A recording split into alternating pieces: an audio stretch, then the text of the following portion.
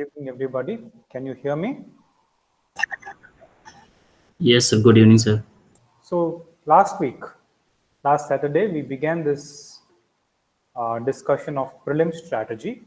And last week, we discussed some ideas. We discussed some ideas and about how we should go about trying to approach prelims. And let me summarize the ideas first before we look at some of the fresh topics, fresh concepts. So last week, I primarily we looked at prelims and we said prelims is not just a test of knowledge, but if you look at the profile of those who are clearing prelims, we said on the one extreme end, there are people who are doing really well, who are getting very high scores in prelims with very little preparation. On the other end, there are a lot of good students who are spending a lot of time on prelims, but they're unable to clear the examination, or they're finding it difficult to crack the examination despite putting in a lot of effort. And we said this is because essentially those who are clearing are not just studying the standard books and familiarizing themselves with current affairs. But if you talk to them and if you look at what is working in their favor, we will notice that uh, quite often, for those who are clearing, they are able to have an idea about this MCQ method. They are having some comfort with what we can call as MCQ method. They have this comfort with this method called as MCQ method, which is giving them a lot of extra benefit, which is giving them a lot of extra benefit when it comes to performance.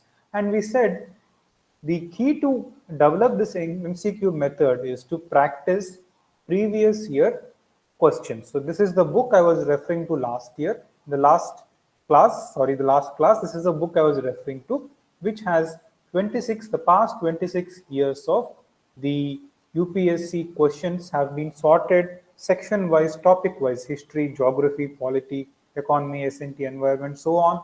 And within each topic, they are also classified into subtopics. So the idea we said is that prelims papers are largely set by an in-house team within UPSC. Prelims papers are largely set by an in-house team within UPSC. So by practicing previous year questions, we understand the approach UPSC is taking towards the exam. The idea is to get into the examiner's psychology, get into UPSC psychology when it comes to setting prelims paper, and to understand the approach, to understand the mindset of the examiners in UPSC, we need to take the previous questions as a gateway. It's a pathway into the mind of the examiner. And by looking at the previous questions, by repeatedly looking at them, especially the last 3 years, by trying to see what are the areas in a given topic, history, where are they focusing? In the last 2, 3 years, for example, you will notice that medieval India, more questions are coming from medieval India. Likewise, SNT on environment, economy. What is the focus? Where are they trying to pick questions from? So apart from understanding their choice of areas, choice of questioning, choice of areas that they're trying to question, we also begin to understand, we also get an idea of what are the ways, what are the ways in which they're framing options. How are they framing a right option? How are they framing a wrong option? We get all this data. We get all this data by looking at previous year questions. That is the reason why I emphasized you to look at previous year questions. And there are other benefits to looking at previous year questions too. That is, in topics that are extremely static, for instance, history is by and large static. Geography is to an extent largely static. Polity is another static topic. In these areas, they have been asking questions for the past 30 years. So the idea is that whatever questions they could have already asked, they would have asked already. Whatever questions, whatever areas they could probably ask, questions would have been asked. And here we discussed another idea in the last session where we said UPSC does not repeat questions. Questions get repeated very, very rarely, but concepts get repeated. So the question may not be repeated by itself, but the concept that they're trying to test through a particular question gets repeated. So if you look at previous year papers, you will get an idea of the concepts they're trying to focus on. And you'll realize that yes, there is a limited range. There is a range or a limited domain on which the exam is operating.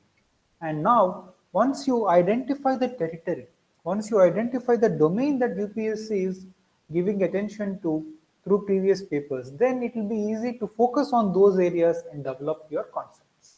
That is the benefit previous papers gives you. And here I also warned you against relying excessively on coaching centers or relying excessively on uh, test papers or test series of many institutes. The test papers may not really be in alignment with UPSC's way of thinking because prelims, as you know, is becoming increasingly open-ended. Questions are not being very conventional. Questions are indirect. Questions are being asked from very broad set of topics. So given this context, I would suggest spend a lot of time, multiple times, look at each question 3, 4, 5 times and repeatedly examine how a question is framed, repeatedly examine how a right option is framed, how a wrong option is framed. So try to connect with the examiner's thinking. Once you develop that connect, we called it intuition. Once you develop that connect, once you develop that intuition, you will be able to eliminate easily. This becomes important. Just a moment. There is some disturbance.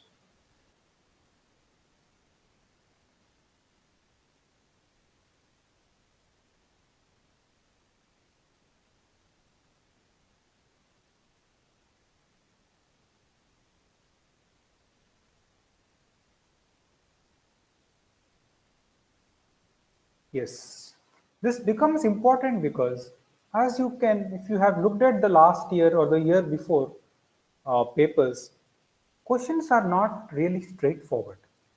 If even a very well prepared student, when he goes to the examination, you will realize that of the 100 questions that they're asking, maybe 30, 35 are probably very direct and you may be able to answer them. The rest, 60 to 65 questions, are probably very alien to you.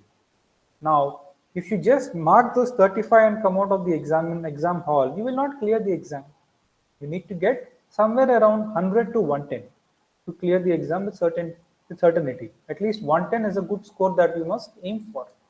Now, in that situation where you have only 35 questions at your disposal, how do you get the next 20-25 questions right?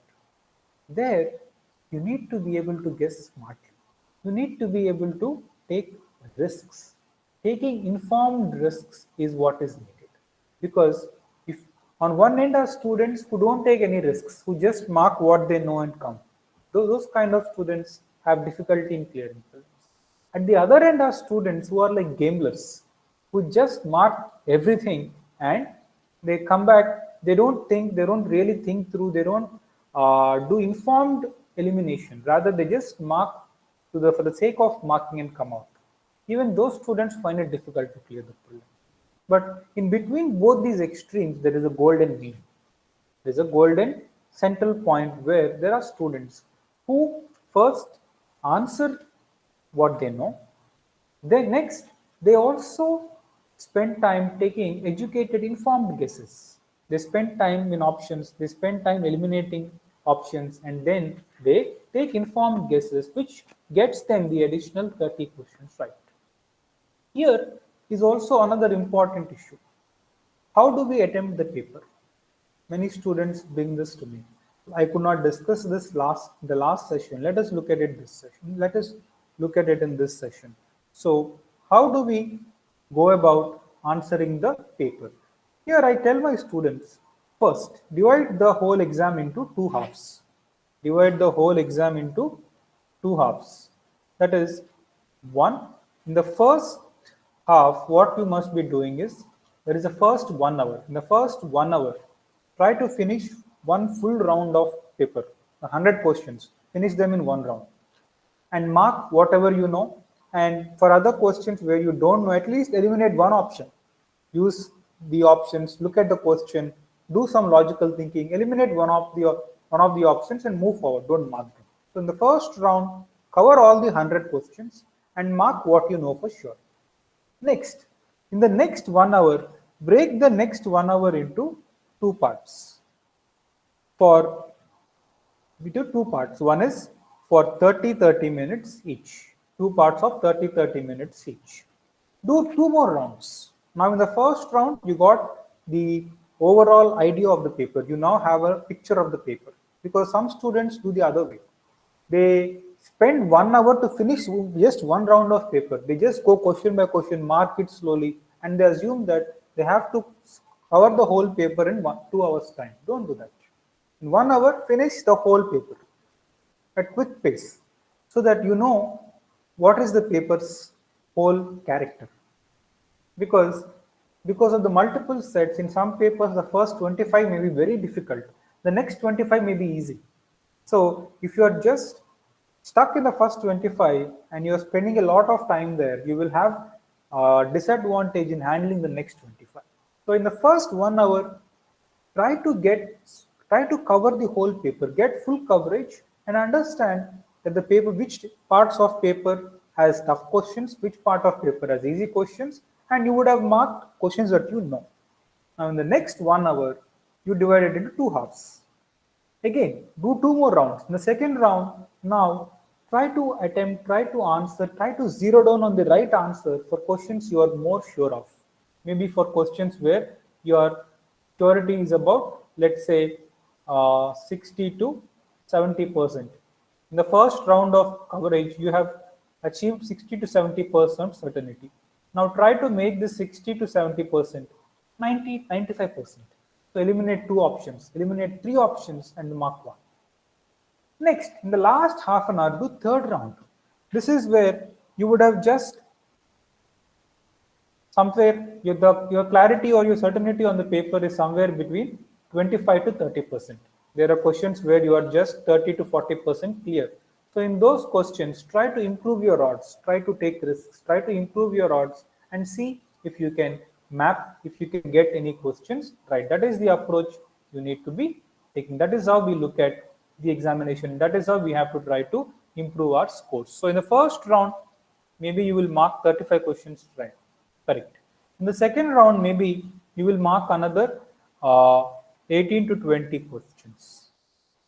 In the third round, maybe you can look at another 10 questions. So this is how you approach the paper. This is how you approach the paper and try to mark at least upwards of at least 70 to 75 upwards. Try to mark upwards of 75 questions. Don't just mark 60 and come. There are students who also mark 85 to 90. So try to mark on the higher side. This is very important because when you are answering questions, this is important because when you are answering questions in the exam, what happens?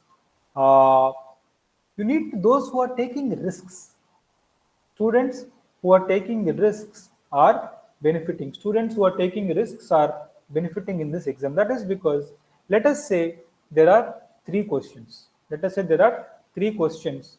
And in these three questions, you know, you have come down to two options. You have come down to two options. You don't know which of the two is right in these three. Now, even if you take a risk, because there is only 1/3 of negative marking, even if you take a risk, if you attempt four, you only need one of them to be right. If you attempt four questions and you get one right and three wrong, your net mark is 0. So of the four, you need to get at least one. But if you get at least two of the four, you will get a net positive mark. So you should be able to take such informed risks. Again, don't take blind risks. What I mean to say is take informed risks. Take informed risks such that your score improves. That is how you must look at the paper. I hope this is clear. So spend the first 1 hour or 1 hour 10 minutes in trying to cover the whole paper in one round. Mark questions. When you're doing that full coverage in the first round, there'll be some questions which you have no idea totally about. It's totally outside your domain of knowledge. Just strike off those questions and don't even waste time on such questions in second and third round. On the other hand, you will find questions which seem familiar, where you have eliminated one option, where you have some idea. Now, the approach is in the second and third rounds, the approach must be to maximize, to convert those questions. That is what we are trying to look at. So, is that clear? How to approach the paper? And today we will look at some elimination methods, some of the elimination methods that are apparent from the previous year papers. And today I'll also try to take certain examples. Last class I gave you an overall theory, but we didn't have time to discuss examples. So today we will spend more time looking at certain questions and see how these rules can be applied. We will see how we can look at the various questions, how the various rules, various ideas that we discussed, how do we apply them. So by looking at these questions, by looking at these examples, we will try to gain more insight into the application part of the method. So here I would like to run you through some 6 broad rules for elimination. These are not golden rules, but these are general rules these are rules which are generally right. These are rules which are generally right and which have helped students generally get their choices right. So here we're talking only about probability. I'm now assuring you that the 6 rules will apply at all times. But again, they have somewhere around 70-75% probability. Of the 4 questions that you apply these rules, maybe you will get 2 or 3 questions right. You will never get all 4 right.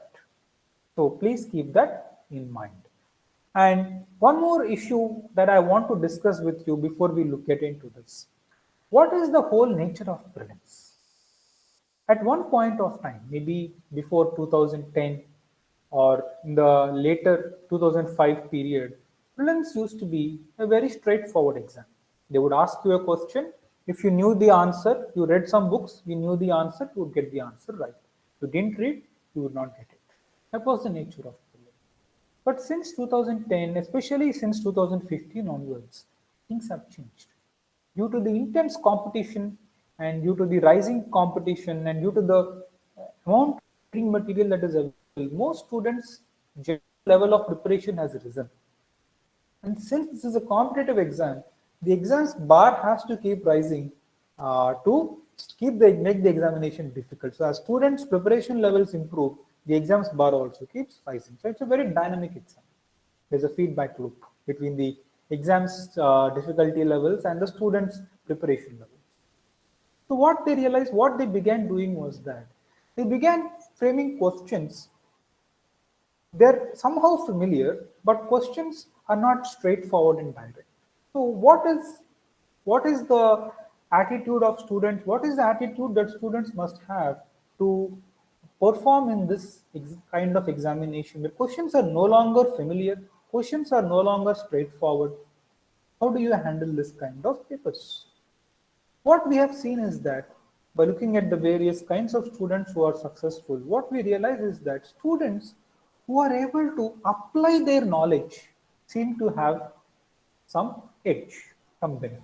What do we mean by applying knowledge? Since questions are not straightforward, it is not about when did the first battle of Panipat happen. It is not about when did the first battle of Panipat happen. That is not how questions are asked. Or they will say, in the battle of Panipat, so and so things were done, which of the following is true. So you need to use your whole vast amount of knowledge, and from that knowledge suitable to the question, you must pick up some logic. So from the vast knowledge that you have gathered throughout your preparation, you must be able to arrive at a piece of logic, which will help you look through the options, eliminate the wrong option, and choose the correct option. So the whole approach is to scan throughout your knowledge domain that is accumulated from your preparation, and use that knowledge, apply that knowledge to the question's context, come up with some logic, some usable logic which will help you eliminate, rule out an option. As we discussed in the last session, prelims, more than finding the right answer, prelims is more about eliminating the wrong options. As you eliminate more and more wrong options, you will get the right answer eventually. That should be your approach. Never try to get the zero. Your first step must not be to zero in on the right option. Your first step must be to see which of the options will not be right. First, rule out the wrong options. As you rule out enough, more and more wrong options, you will eventually end up with the right answer. So please keep that in mind. So, in order to do this elimination, what we have to do is use our vast knowledge reserves to generate a piece of logic that is relevant to the question, and using that logic, eliminate. First round, you eliminate one or two options. Come back in the second round, maybe one more. The third round, you'll finally get the answer. So keep doing it. So that kind of perseverance, that kind of multiple readings, revisiting the question again and again, multiple times over a 2 hour period will improve your chances of getting it right. On the other hand, if you just spend one round 5 minutes, instead of spending 5 minutes in one round, spend that 5 minutes across 3 rounds. That is the kind of thinking that will help you. By visiting the question again and again, after gaps of 30-40 minutes, your mind will think differently. But if you focus on just one question and stick to it until you mark the right answer, that is not the way to do it. Because your mind needs to scan, look at information, think in different ways, go for non-linear thinking, think in multiple different possible ways. That is how your mind must think. For your mind to think in that multi-directional way, you must come over and again to the question. Don't get stuck. That is why I suggest you finish 100 in one go and come back again. That kind of method helps you. So now we will discuss this approach through a few set of questions which we have begun in the last session. In the last session, we discussed 3 questions. Today we will look at some more questions. But before that, here are some rules that students who are succeeding, these are some of the rules that students generally tend to follow. These are the rules that students in general tend to follow. Students who are getting good results, they have come up with some broad rules. These broad rules have been developed based on the previous papers. By studying the previous papers, they have developed these broad rules or broad norms that they are using to eliminate. What are these norms? The first of these norms is very simple. Whenever one of the options has an extreme word, so extreme worded statements generally tend to be wrong. What do we mean by extreme words? Extreme words like all, none, only, every time, always. These are some extreme worded statements. So if a statement carries an extreme words like always, never, all, none, only, then that option generally is wrong. Just check for common sense. So in this exam, many students, they read a lot, and in the process they lose common sense. So use common sense a lot. Use your common sense to eliminate options. So common sense and logic derived from applying knowledge. These two things are your best friends in this examination. So always use them very, very wisely. So the first rule is that extreme worded statements generally tend to be wrong. And see if that also makes common sense. Next, when they give dates and figures, whenever students see dates and figures, they're just scared. Don't be scared. Just think. Remember, when you're preparing itself, keep some data in mind. Keep some important data readily accessible in your memory. Data like what is the fiscal deficit, what is India's budget size, what are the allocations to biggest schemes, what is our foreign investment, FDI, how much has FDI flown into the country, what is the general agricultural growth rate. These broad important statistics, keep them in mind, keep them readily accessible, so that when an option carries certain dates, certain figures, you should be able to use your reserve, your memory based, your reserve of data must be compared against the data and figures that they have given and see if they broadly make sense. Sometimes they would just tweak the data a little. 4 lakh crore will be made 40,000 crore or 40 lakh crore. And you will see that the number doesn't make any sense. For example, if somebody gives the budget for a scheme is 40 lakh crores, it definitely doesn't make not making any sense because India's budget itself is not 40 lakh crores. So you must be able to see the figures in larger context, see the dates in larger context, and see if it makes sense.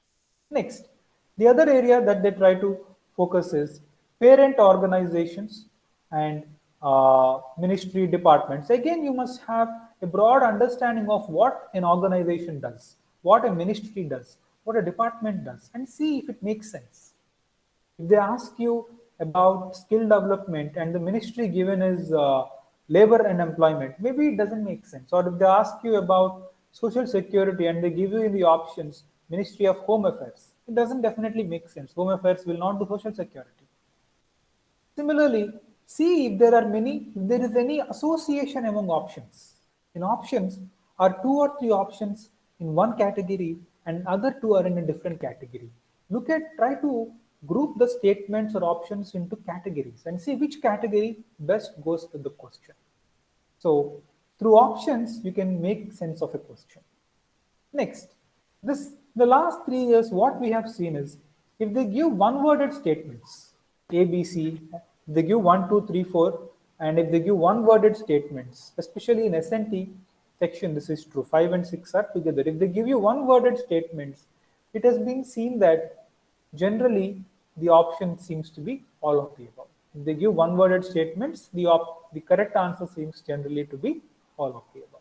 Now, some of these rules will not make immediate sense. They won't make immediate sense. So, we will take some examples now, and through those examples, through those previous questions, we will see how we can apply these ideas, how we can attempt to answer these questions, right? Now, we looked at these three questions in the last session. Let us look at this question. This is a very interesting question. That is why I specifically picked this. Please look at the fourth question and tell me what you think would be the Excuse me, right sir. answer. Yes? Sir, the slide is not changing. It is still in third slide. What do you see on the slide, please? Sir, it is still on the third slide. The slide is not changing. One moment. Yes, sir.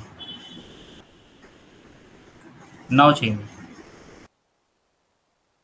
Can you see the slide, please? Yes, sir. What do you see on the screen? Can you confirm? Do you see about prohibition of Benami property transactions? Yes, sir. Great. Wonderful. Yeah. Please look at this question and see if you can answer it.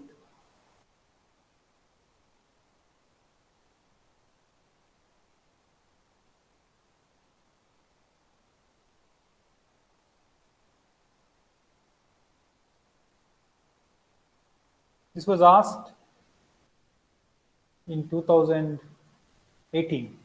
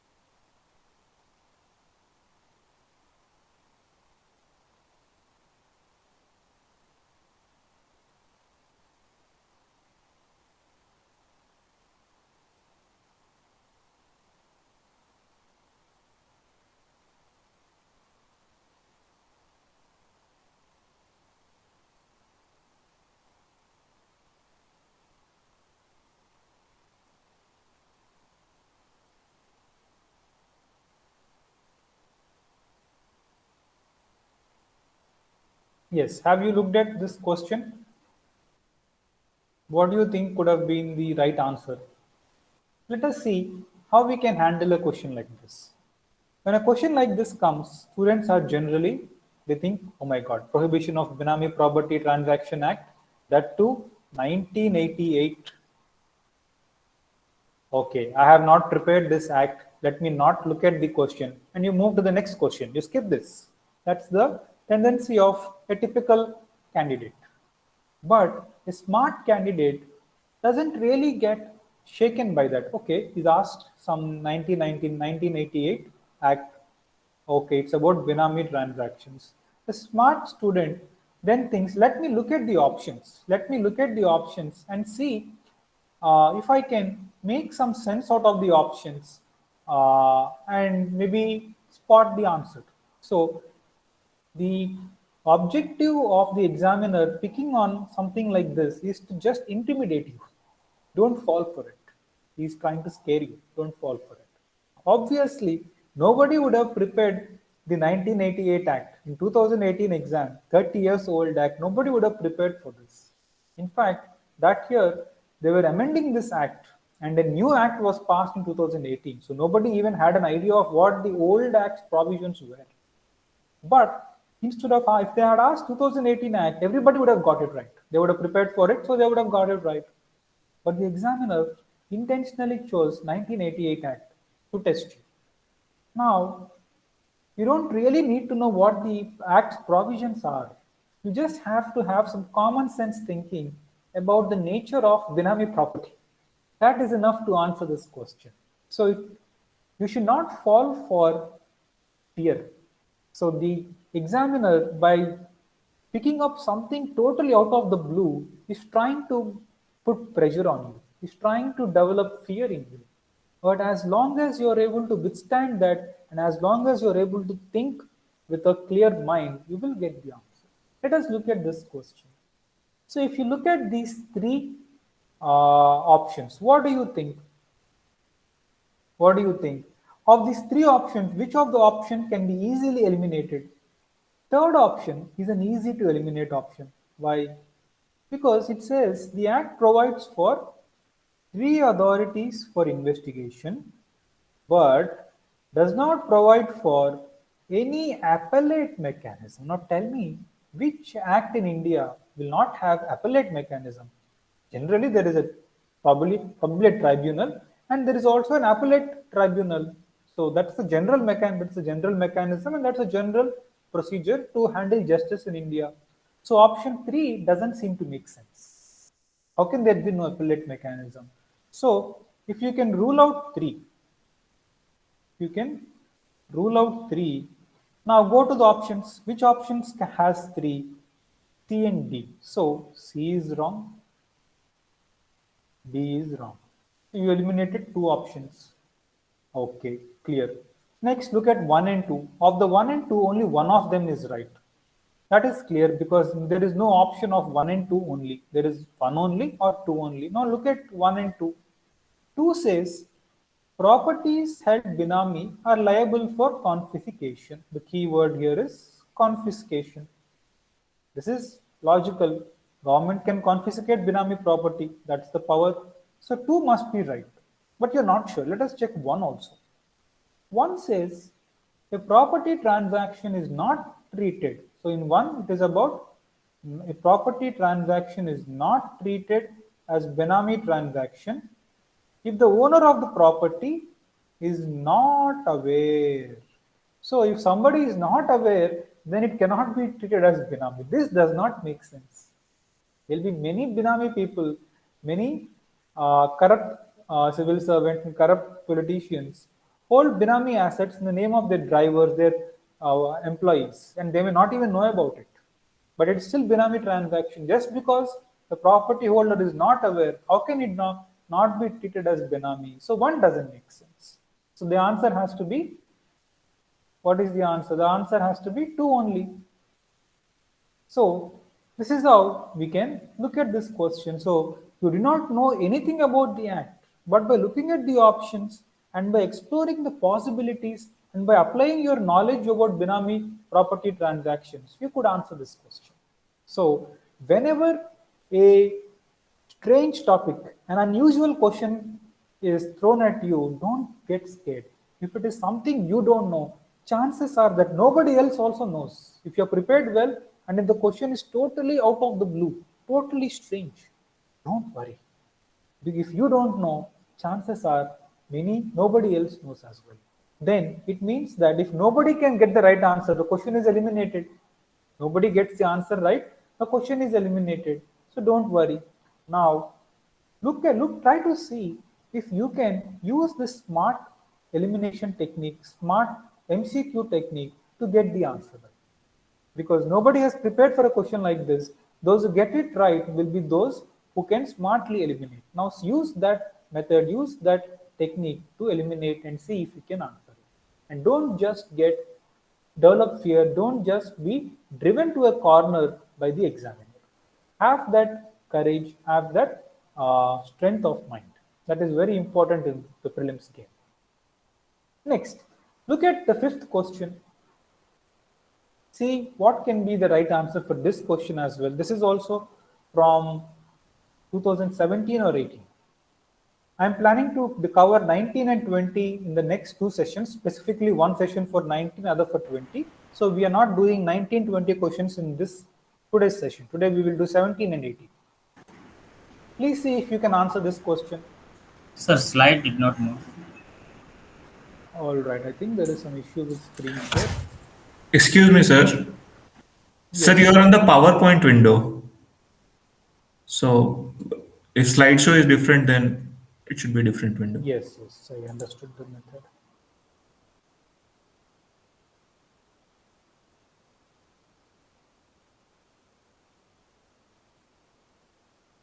Is it better now? Please confirm. Do you see fifth question? Yes, sir. And now do you see the changed slide? Yes.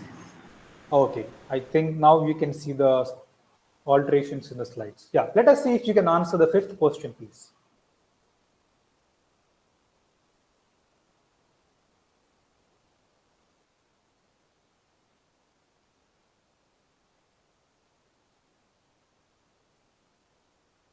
So when you read the question, identify the keywords in the question, please. Don't just read the question blindly. Identify the keywords. So what is this whole question about? First, identify the essential words, keywords. And those keywords must guide your thinking while eliminating options.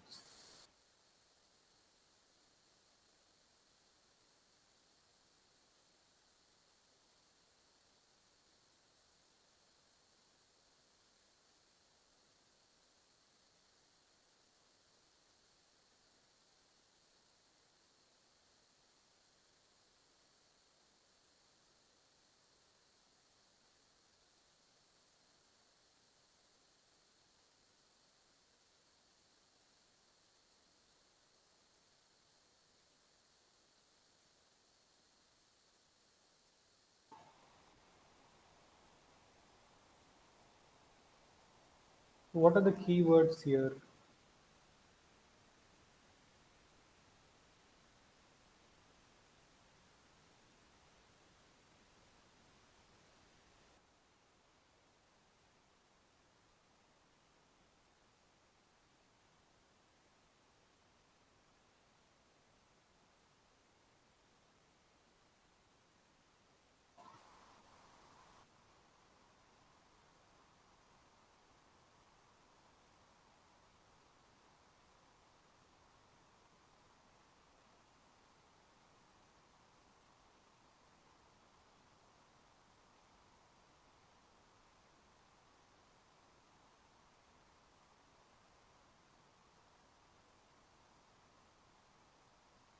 So what do you think about this question? Again, nobody would have prepared for this conference, right? You would not have prepared for Asia Pacific Ministerial Conference on Housing and Urban Development. Once again, when many students look at this question, they think, oh my God, some strange conference I have not even heard of before. If I heard about UNFCCC conference, that is the COP for UNFCCC, I know. COP for CBD, I know. But what is this conference on housing and urban development? I've never heard about this. let me skip the question. No. Okay, how would a smart student approach this question? He would read the question. Fine, this seems to be some. First, the keywords are Asia Pacific. So this is not a worldwide conference, but it's a regional conference. What is the region? Asia Pacific region. Some ministerial conference on what issues? Housing and urban development. So it's a regional conference on housing and urban development. Fine. Now look at the options. The first option talks about that the first meeting was apparently held in India in 2006 on some theme. Now the theme is irrelevant to us. Now look at this. It's a Asia Pacific conference. India is not even part of Asia Pacific, right? Asia Pacific includes Japan, Korea, and maybe the countries in North America.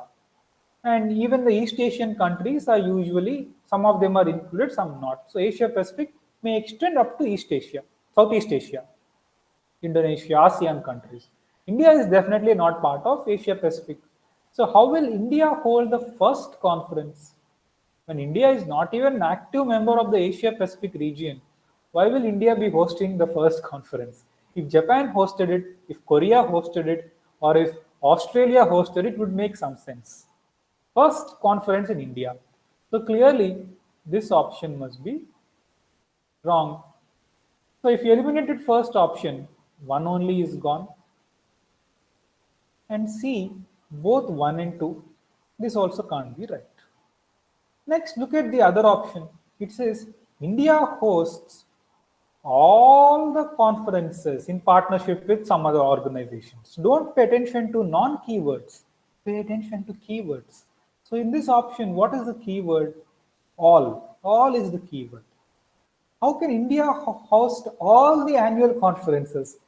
So first of all, India may not be an active part of this conference, right?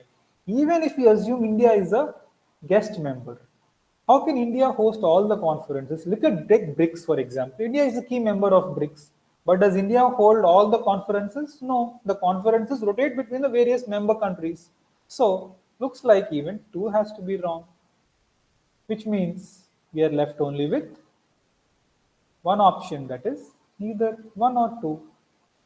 See how, look at this, how a seemingly tough question, how a seemingly unknown question, if we can just get over our fear and if we can just think, use common sense and logic, we will get the answer.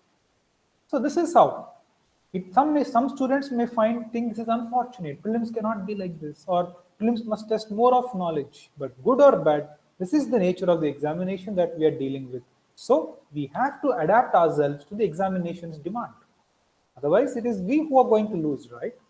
There are others who are using these tricks to clear the exam. So if we do not want to face the disadvantage in this competitive exam, we have to tune ourselves, we have to adapt to the examination's demands. And having this kind of application oriented thinking, this kind of common sense and logic oriented thinking is very essential to have some edge in prelims, right? So again, we can see how we can use common sense and logic to solve a seemingly difficult question.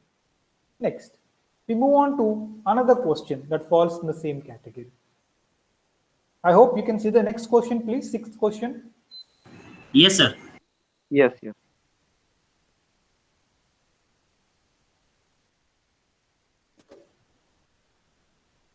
Please see if we can answer this question in the same method.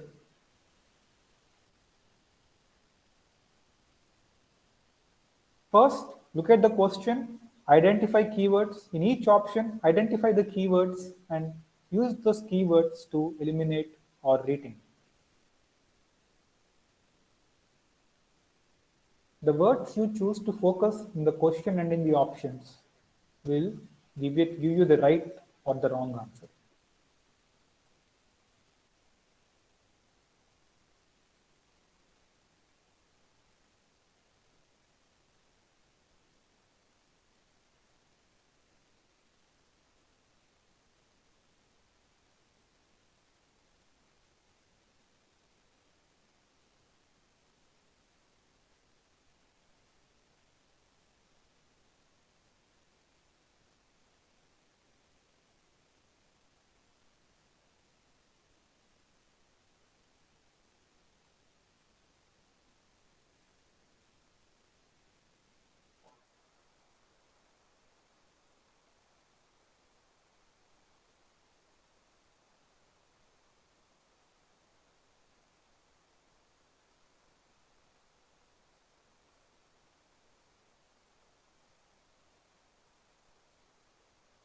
Yes.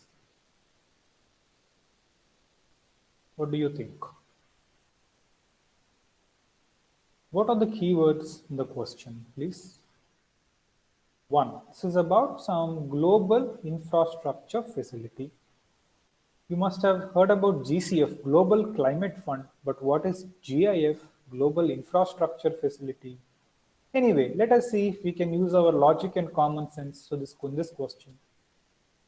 What are the keywords? One keyword is global. So this is a global facility, global financial mechanism, not a regional one. And what is this about? What is the aspect that it is dealing with? Infrastructure. It is not climate, it is not poverty, but it is about developing infrastructure. Infrastructure like maybe roads, ports, airports, railways, all this infrastructure. It is global and it is about infrastructure. Now let us look at the options. First option says it is a ASEAN initiative. How can it be an ASEAN initiative when it is clearly global? So this option is wrong, is it not? Next, second option talks about World Bank. It is a World Bank collaboration. Fine, that makes some sense. Collaboration that facilitates the preparation and structuring complex. Fine, it is about infrastructure, developing infrastructure in a PPP mode. Okay, World Bank for developing infrastructure in PPP mode. This makes some sense. Maybe this is, we cannot rule this option out. So let us move on to the next option and see. See, the third option says it is a collaboration among major banks of the world. It's a collaboration among the major banks of the world working with OECD, and focused on expanding the set of infrastructure projects, so on, blah, blah. Now again, this does not make sense. Why? Why will the major banks of the world fund infrastructure? Why will some American bank fund infrastructure in Africa or fund infrastructure in India? Banks are profit-oriented entities. American banks will invest in America. Why will they take risks of investment in Asia, Africa, or some other third world country? So this is also not making sense. Why will the major banks focus on global infrastructure? Private banks like Merrill Lynch or other banks, Citibank, these are all invested profit-oriented private enterprises which are based on the American economy.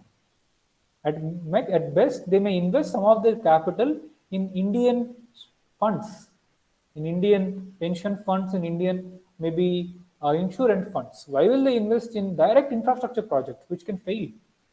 So this doesn't seem to make sense. Next, last option, UNCTAD funded initiative. Now, what is, if you have just vague understanding of UNCTAD, this is about trade. UNCTAD is about trade. It is not about infrastructure. So, a trade organization will do more things about making trade easier, reducing tariff and non-tariff barriers. That will be the focus. Or trying to develop free trade agreements or regional trade blocks. That will be the focus of a trade organization, not developing infrastructure. So D is also not making sense. So we ruled out what does not make sense. So we are left with only B. So B must be the right answer, and B seems to make sense. It is not against common sense, it is not against logic. So you go with B. So you see what I mean. It is not so much about getting the right answer as much as eliminating the wrong answer. Never go for the option that you think is right. First, examine all the options. First, eliminate the wrong, two or short wrong ones, and see which of the leftover options make sense in the given question's context. That should be your thinking. Never prematurely come to the conclusion of what is the right answer. Never zero in on the answer without examining all the options. Have the patience. Patience pays rewards in this exam. Next, look at this question, please. Seventh question, and see whether you can answer this in the same method that we discussed now. Please be quick because we are already 5 to 9. We must wind up in the next 15-20 minutes. And I have so many more questions left.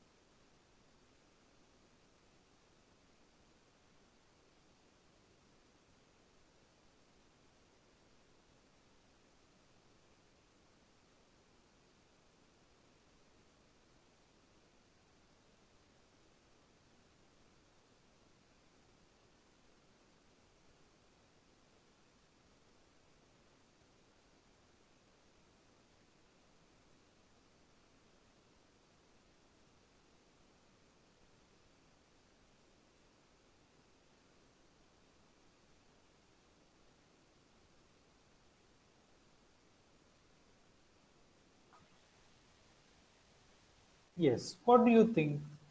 What is the key demand of the question?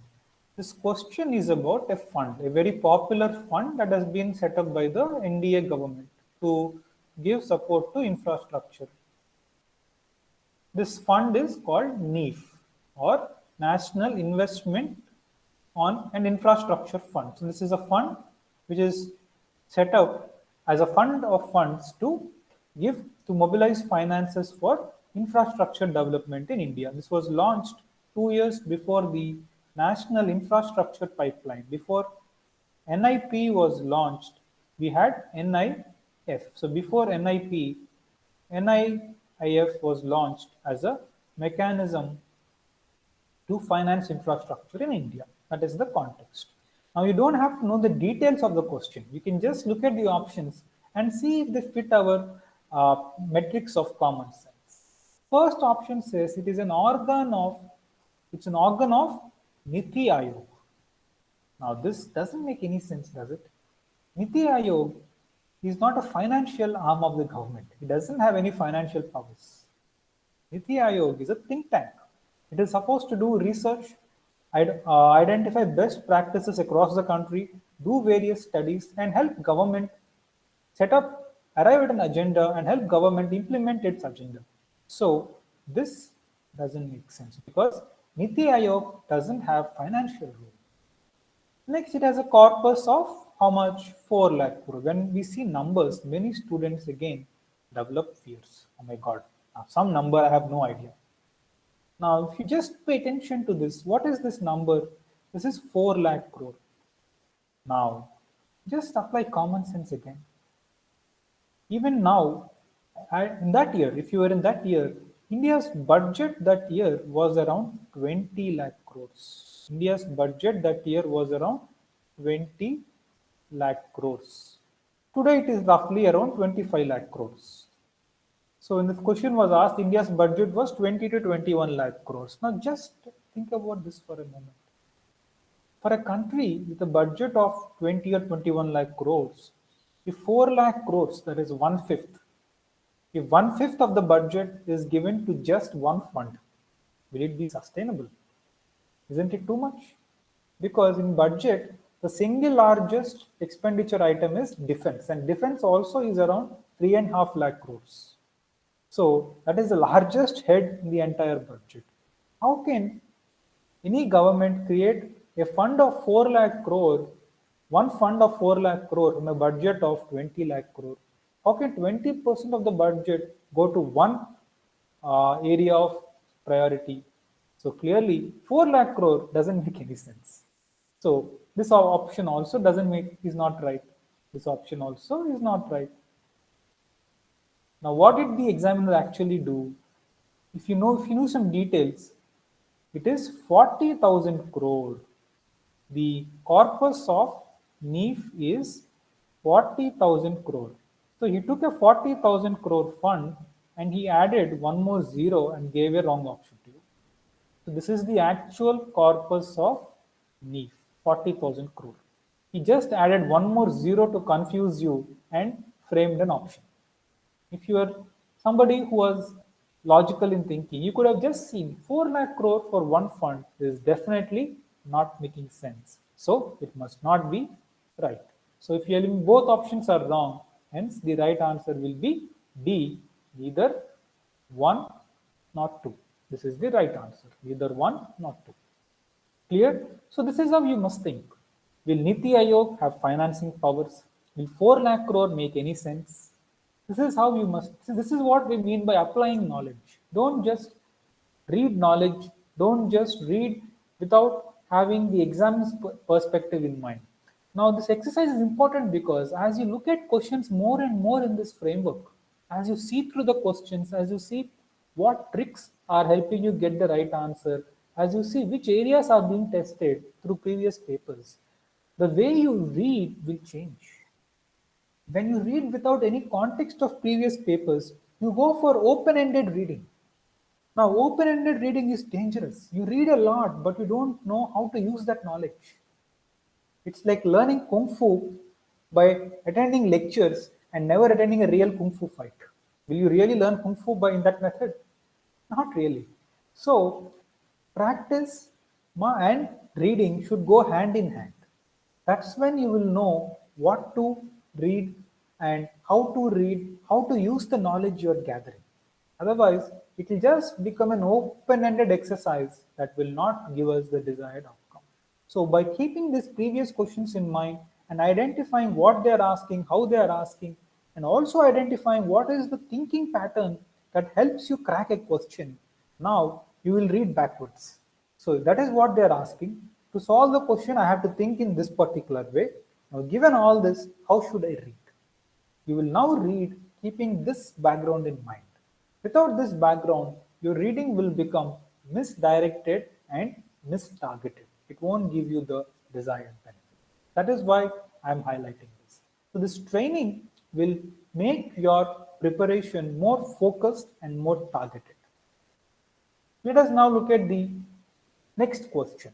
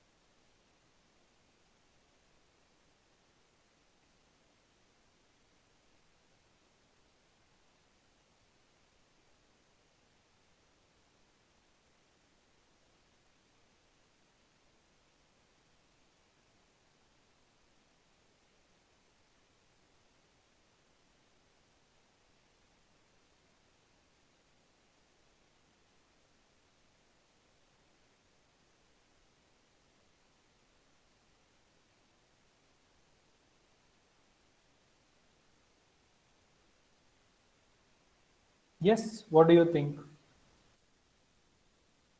So what is this question about? This is about National Nutrition Mission or Poshan Abhiyan.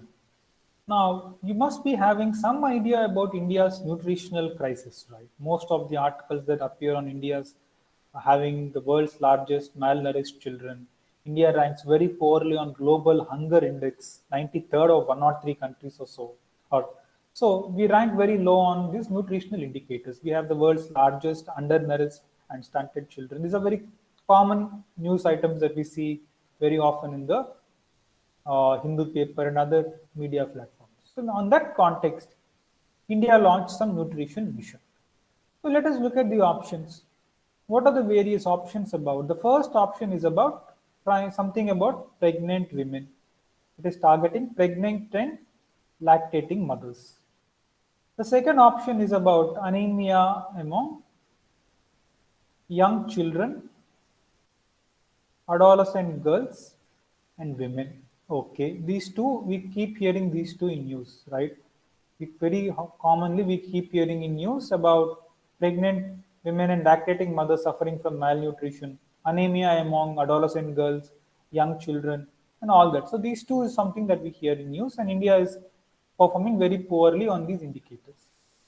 Next, the third option is about consumption of millets. Now, this is something different. Okay, consumption of millets is a best health practice. In fact, millets is being encouraged to as a remedy against lifestyle diseases like diabetes. So, encouraging millets also improves the nutritional condition of Indian population, but this issue is not in the same category as the malnutrition among pregnant women or the malnutrition among young children and adolescent girls. Those are different issues. Those two issues are related to children not getting even the bare minimum nutrition. So one and two are related. One and two, these two issues are related. These are issues of poverty. Consumption of millets is not an issue of poverty. So 1, 2 go together, but 3 may not go with 1 and 2. 1 and 2 go together. Now look at the options. 1, 2, 3. So B is definitely wrong. B is definitely wrong. 3 and 4 also doesn't seem to make sense because 1 and 2 definitely must be there in the option. Those are the major issues of India.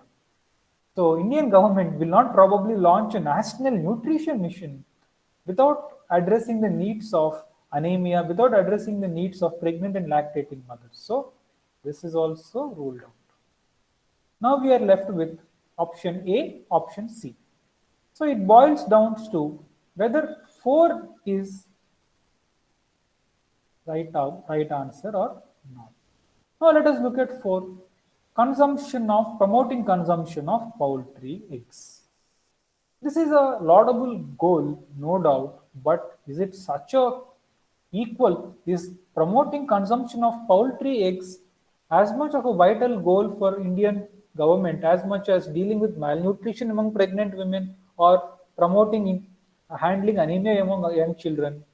So, not really. Promoting eggs is a laudable initiative, but it is not such a emergency criteria. It is not such a pressing issue when compared to the other two. So, 4 may not also go together with 1 and 2, which means that we are left with these two options. So, this also goes. This also must not be there. So 1 and 2 seem to be the most suitable options, and that is the right answer.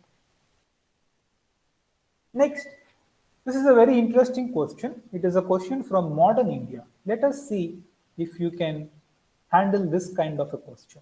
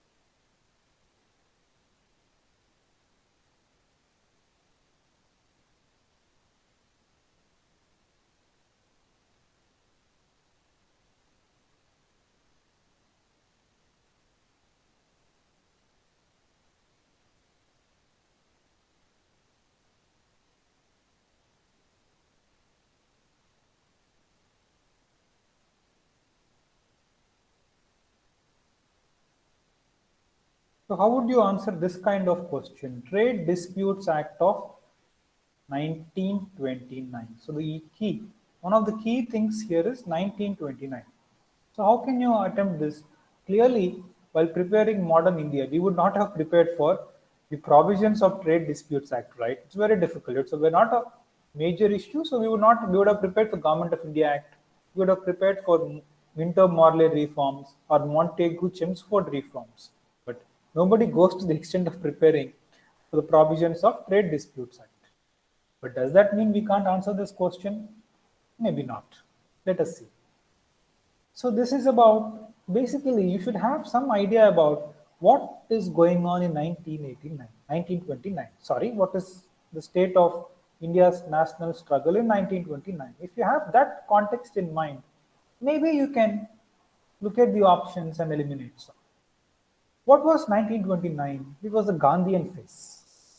It was the Gandhian phase. India had gone through Swaraj struggle, non-cooperation movement, and anti-Simon movement was going on around this time. An anti-Simon movement was giving way to the civil disobedience movement. So India was going through anti-Simon struggle, and it was just around the time when civil disobedience movement was about to take off. That is the context. In that context, let us look at the options. The first option talks about participation of workers in the management. Now, what do you think about this option? Participation of workers in management is a provision in the directive principles of state DPSP. policy. It is a provision in DPSP in the post-independent Indian constitution. So, if in post-independent India, the makers wanted to allow this provision, so if it was an agenda for post-independent Indian government, will the colonial government provide for this kind of a provision? Definitely not. If the colonial government provided for this, why would the constitution make it in DPSP?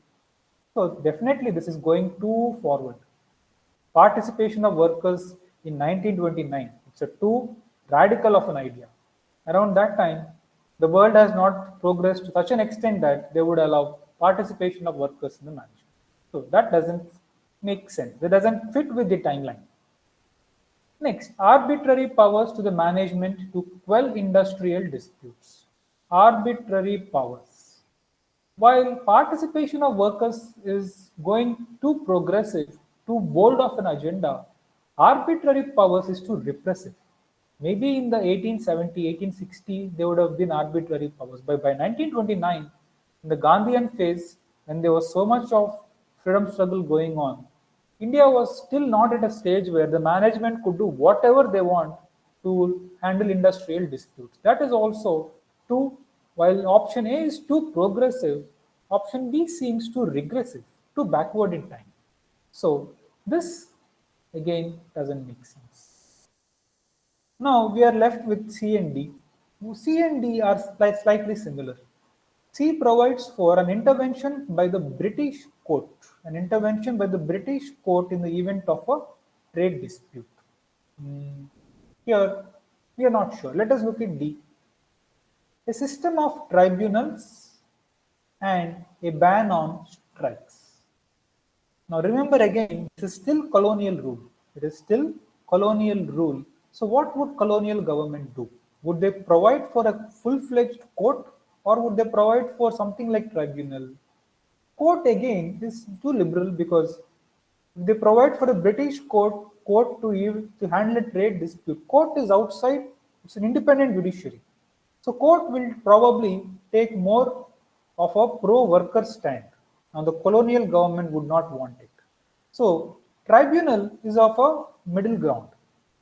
Tribunal provides for a independent dispute settlement mechanism, but tribunals are generally not as powerful as courts. So between C and D, which would make sense for a colonial government to do? C also possible, but court is too liberal. Colonial government was always manipulative. They did not want to give a lot of rights. They wanted to look like they were doing good, but they did not want to really do good. So between C and D, D probably makes more sense compared to C, because giving a court full-fledged role is parting away, amounts to the government parting away rights. Now, colonial government probably would not be so benign, would not be so kind as to do this. So between court and tribunal and ban on strikes, maybe tribunal and ban on strike makes sense. So you don't know the provisions of the act, but using your understanding of modern India, using your understanding of the way in which the national movement progressed, you could apply that knowledge to handle a question. That is what we mean by applying knowledge and not just reading with an open-ended mind. Next, another similar question was asked again. Please look at this.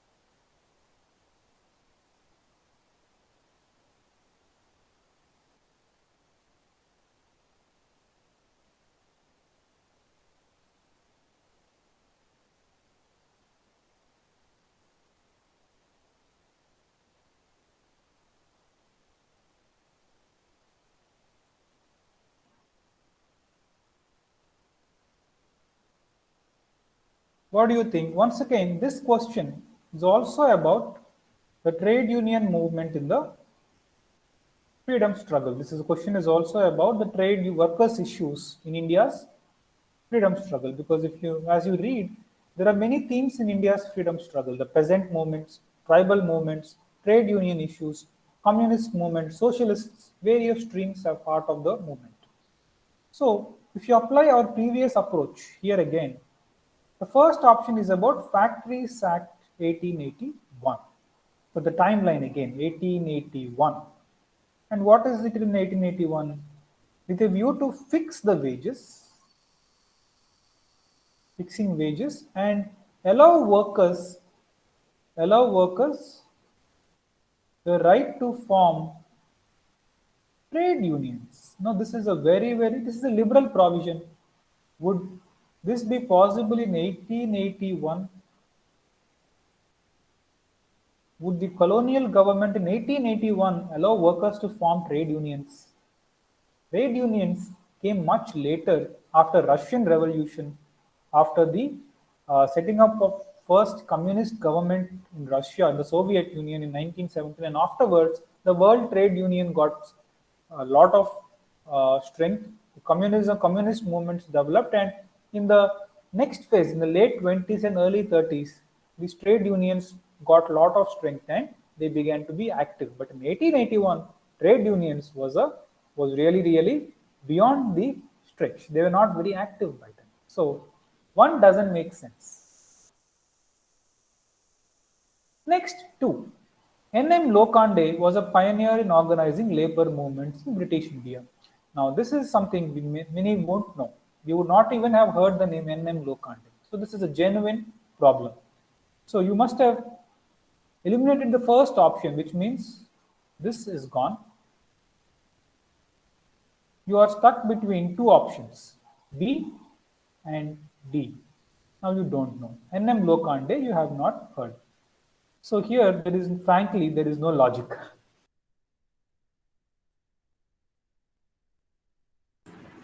So voice is not coming.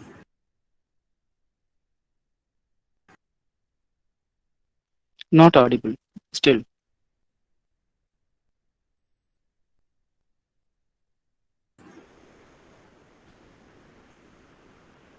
Can you hear me now?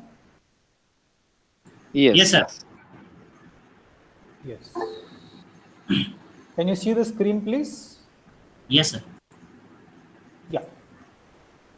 So if you look at this, as we discussed, so first option seems to not make sense, which means we can eliminate this, we can eliminate this. We are only left with now it reduces to whether you know the second point or not, N.M. Lokande. Now this reduces to a factual question. If you know about N.M. Lokande, you can answer, otherwise you can't. So when you look at previous questions, what do? When you come across new facts like this, So NM Lokande is somebody we don't know until now. Now we saw this name in a previous question. So what do? Now we take NM Lokande, go back to our books or go to internet, research about NM Lokande little, and we add NM Lokande to our knowledge base. So some previous questions, you also now deepen your knowledge. So in this context, and this option 2 is right. NM Lokande was a pioneer, but this cannot be answered through logic and through application. You must know it or you don't know it. So you will be able to reduce till option B and option D, but beyond that, it is really guessing. Or you leave the question and go forward. So when you come across such questions in the previous year and you see new facts, you use previous year questions, the unknown facts in previous year questions should now be converted to knowledge in your preparation. So take those unknown facts from previous papers and now read about them and shift that unknown facts to your known knowledge base. That is how you must read. Don't just look at NM Lokande and move forward. Read about this man, understand the basic facts of what he did, what was the timeline, which part of national movement he contributed to, and make a mental note or make a note in your knowledge domain and move forward. So that next time if you hear about NM Lokande, you should be able to answer it. So in modern India and history, this is how you read. Whenever new fact is asked, try to guess and eliminate. If you can't, now look up, take that topic, take that fact, read up, research about it, and convert that fact into your knowledge base. Next, 11th.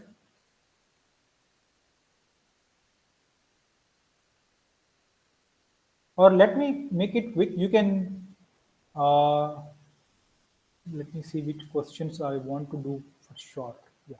Okay, we will pick selective questions and go forward because we can't do all the questions that I have here given the time limit.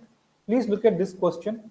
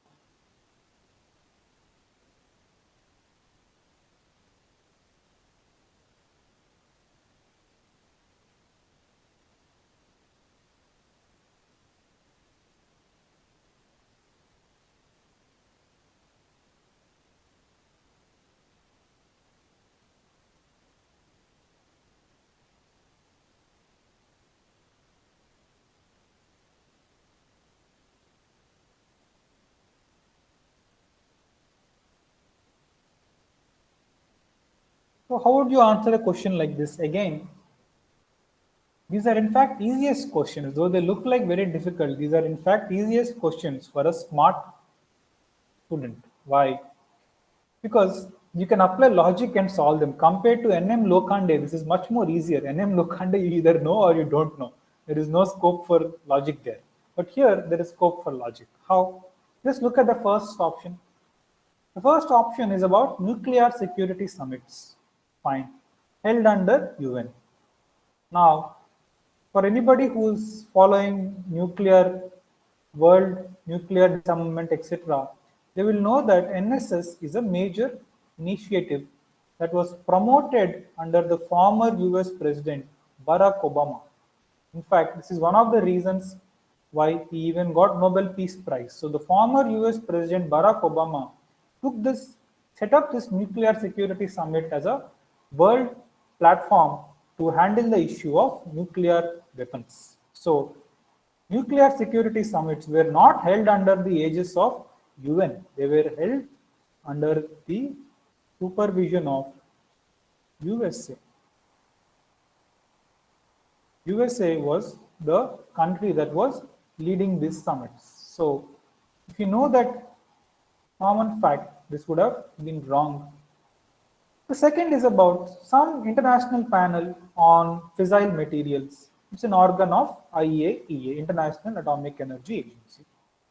Now, we have never heard about this international panel on fissile materials and you're lost. So what do you do? Now, don't be lost. Just think again, think. Where did you hear about any international panel? Did you hear about any famous international panel? It need not be on fissile materials, but some other topic. Have you heard about any international panel? IPCC, International Panel on Climate Change. Very good. We know about IPCC. So IPCC is the international panel. Is IPCC operating under any larger agency or is it an independent organization? It is a independent organization.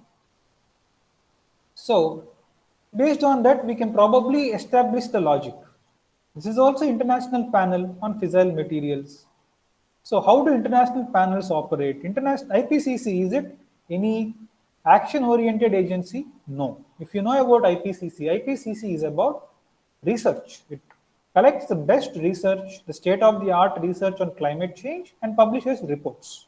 So it's a research-oriented organization and it operates autonomously. So likewise, then based on this principle, you could probably guess, extrapolate the logic. Maybe this international panel also is a research organization on nuclear issues, and maybe it operates independently, and perhaps hence it is not part of IAEA. This must also be wrong, which means the answer is neither one, not two. So see, we connected the logic across two disparate topics from IPCC to this. We did not know about International Panel on Fissile Materials, but we knew about International Panel on Climate Change. And from our understanding of how IPCC works, we attempted to try to get the answer for this question. That is what we mean by logic. That is what we mean by applying knowledge. And that is how we use applying our knowledge to develop a logic and eliminate a wrong option.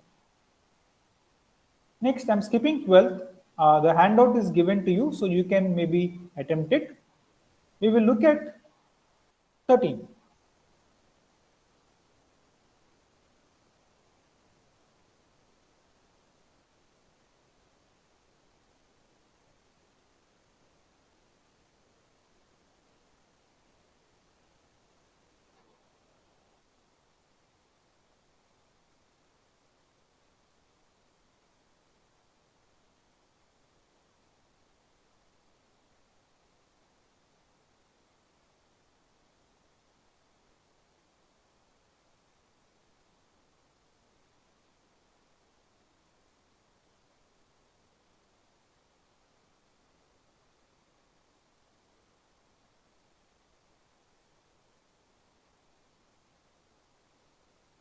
What do you think about 13?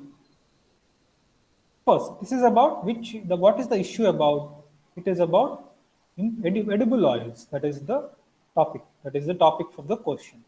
First option, he is trying to say imported edible oils are more than, which are more? What is the mix of edible oils in India, imported versus domestic production?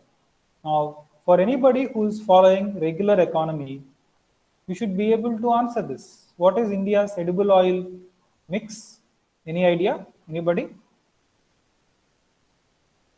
This is a major issue. India imports 60% of its edible oils. So we are not just importer of crude oil, we are also a largest importer of edible oils in the world, and nearly 60% of our edible oils are imported. That is the reason why you must be following the news, right? Edible oil prices are on the rise.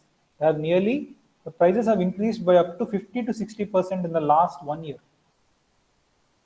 And recently, government also launched a national mission on edible oil seeds and oil palm. So definitely one is right, because India imports more than it domestically produces. Next, look at the second option. It says the government does not impose any customs duty, an extreme word, any customs duty on all the imported edible oil seeds as a special case. Does it make sense? Two extreme words. No custom duty at all on all the imported edible oils. So extreme, two extreme words. And does it make any sense? Not really. Why should government not impose customs duty on this? Is it some vaccine that is in the need of the poor, or that is a part of a health emergency? Not really. Edible oils are consumed by both poor as well as the large segment of middle class. Why would government not impose any duty on a goods which are used by the middle class? So definitely, two does not make sense. Two is extreme worded, and it is not at all making any sense. So if you remove this, what are you left with? You're left with one only. So this is how you should read. Whenever you're reading, remember key data and key trends of important topics that are in news. Don't just read passively. For edible oils, if it is in news, you should think of what is India's edible oil dependence. Is it domestically produced or is it imported? If so, what is the proportion of imports? Again, we will skip 14th. I will please do the 14th as an assignment. This handout is given to you, I think. If not, Sunil sir will pass it on to you. Next, we will look at 15.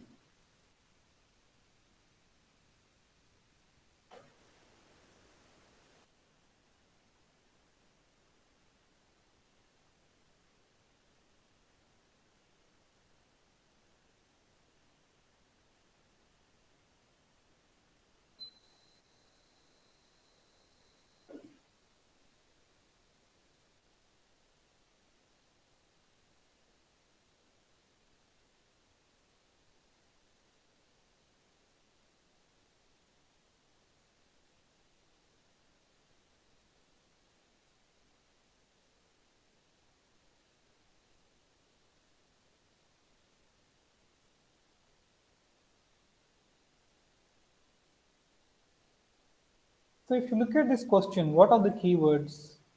Some momentum for change. This is about some issue. They want to change something. Change in which area? Climate neutral. So this is about changing people's attitudes, maybe in some area of climate change. This is the broad idea. Nobody knows what is this momentum for change, climate neutral now initiative. Probably you would not have heard it. Nobody would have heard about it. But is it? So this in this exam, as much as knowing, it also tests what are your comfort levels with not knowing something. When you don't know something, are you panicking and nervous, or are you willing to be calm, composed, and are you willing to think? That is what is being tested.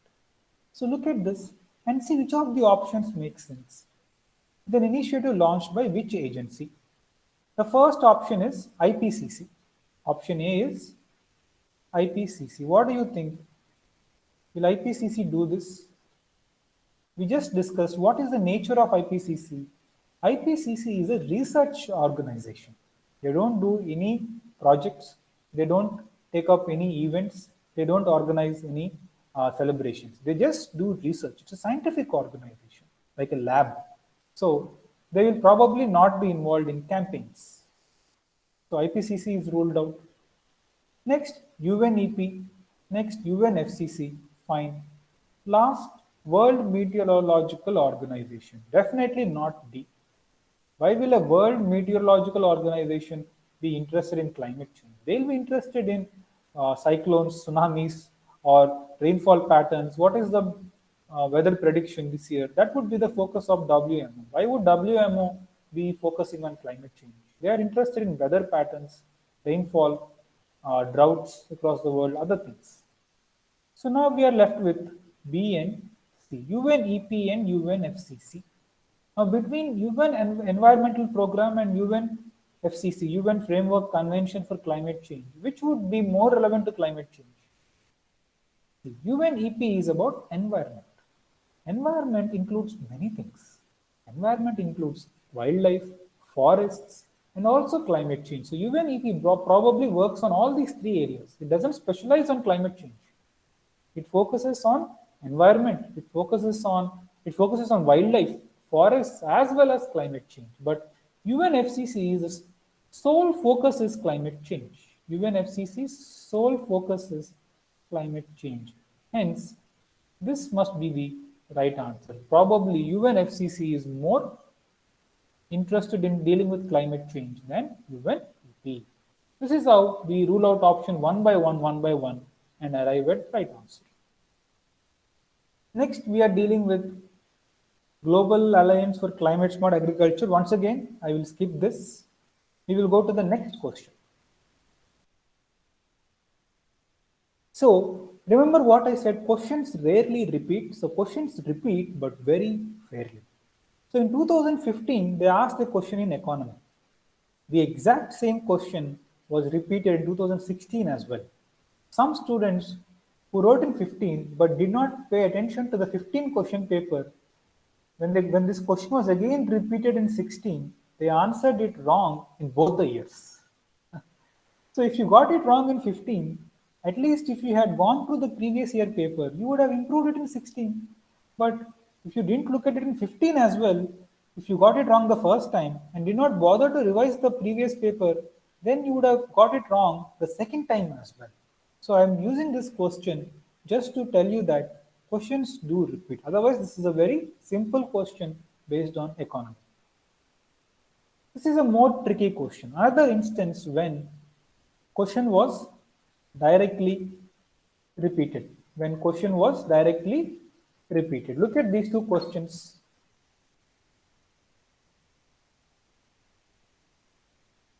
So it is about which of the kingdoms were associated with the life of Buddha. It was asked in 14. Now, if you look at these options, what can you conclude from these options?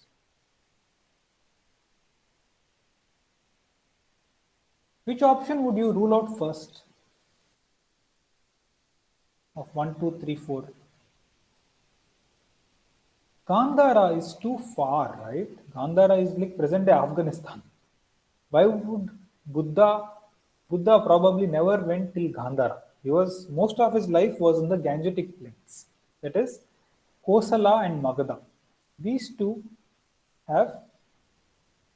must definitely be there. 2 must not be there, and 3 and 4 must definitely be part of the options. Avanti, we are not sure because Avanti is towards the Deccan Plateau. So if you go by this, wherever 2 is there, it is wrong. So A is wrong. B is wrong. 3 and 4 must be there. So we are left with C, D. Now the question reduces to whether Buddha, this kingdom Avanti was associated with the life of Buddha. That is the deciding point. Now that year, in 14, there was a confusion among candidates. Some students thought Kosala and Magadha alone are right answers because Buddha probably visited these areas. Others said, yes, Buddha did not visit Avanti, but the question is not about did Buddha visit. The question is about which is associated with the life of Buddha. So they said Avanti is also associated. So there was a confusion whether 1, 3, 4 is right or 3 and 4 is right. And nobody knew what is correct answer until UPSC key came. When UPSC key arrived, they gave the answer as 3 and 4 only. 3 and 4 only. So after the key came, just a month or two before the 15 prelims, people then knew what is the right answer. But nobody paid attention to 14. In 14, nobody paid attention to 14 paper in 15. So in 15, when the question appeared again, the students were once again confused about Avanti because they didn't bother to spend time on the previous year paper and they didn't bother to check with the official key. So when the official key came, they clearly did not take Avanti into consideration. If you knew that fact, then you would have answered this question right. Even if you got it wrong in 14, you would have got it right in 15. So that is the importance of revising previous questions, please. Questions can sometimes be just repeated word to word, and we don't want to be missing such rare opportunities. Because one question can make or break your chances. One question can throw you this side or can throw you that side. And you don't want that one question to be something as silly as this. Something that is a word-to-word repetition of a previous year question. You should not go easy on such question. This is another question in geography, which was asked in 2018.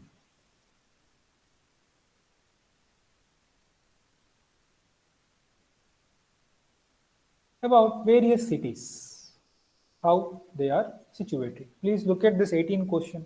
And a very similar question was asked in 2007.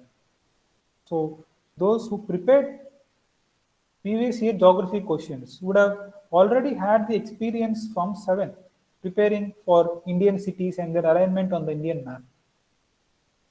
That would have helped them, this would have helped them in answering the next year question.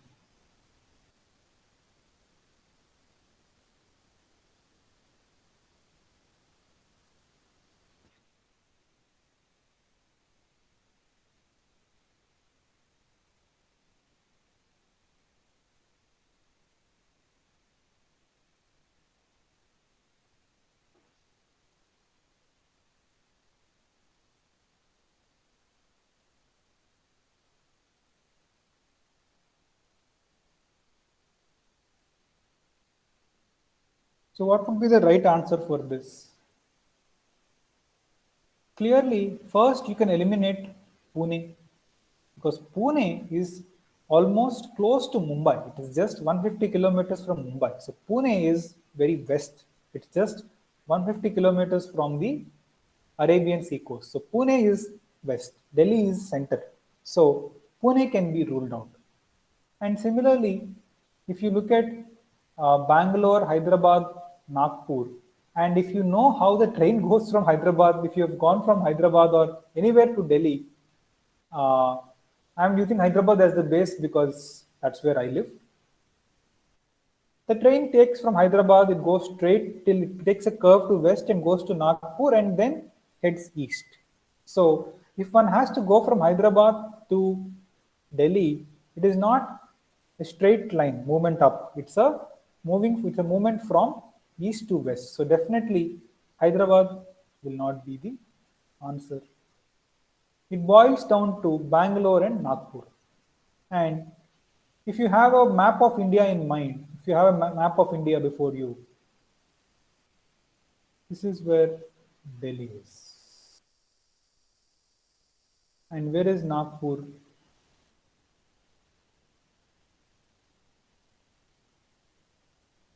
This is where Bangalore is. And Nagpur is probably here. So clearly you will see that Delhi and Bangalore are in a way in a straight line. Hyderabad is slightly towards the east. Hyderabad is slightly towards, Hyderabad is here.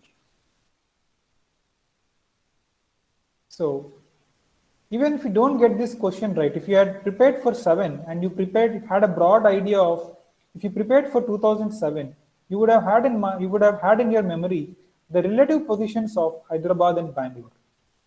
If you prepared this question in 7, if you tried this question in 7, and if you spent time on searching for the alignment of major capital cities in Indian map east to west, you would have known the relative positions of Hyderabad and Bangalore.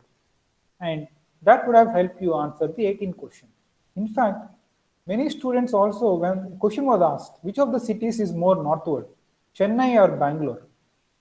So Chennai or Bangalore, which is more northward? So many think it is Bangalore is north, but actually Chennai is slightly north to Bangalore.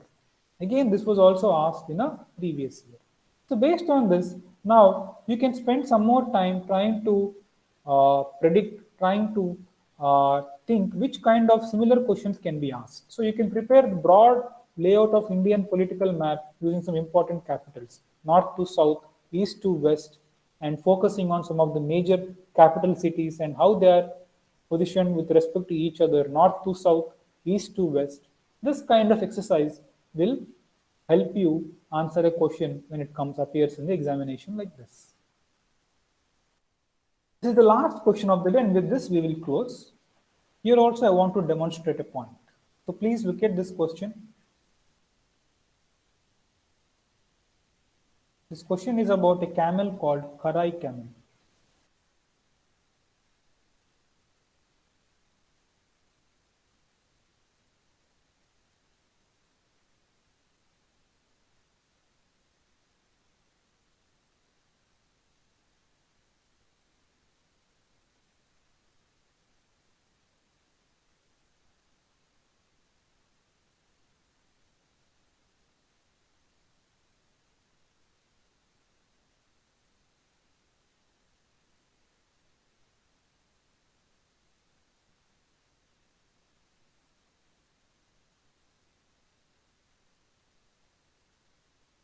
Once again, you need not know the question, but can you apply logic and common sense to see what could be the right answer? That is what I'm trying to test you.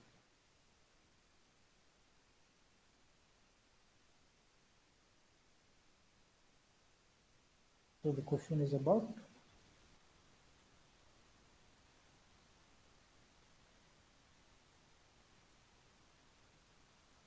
Karai camel.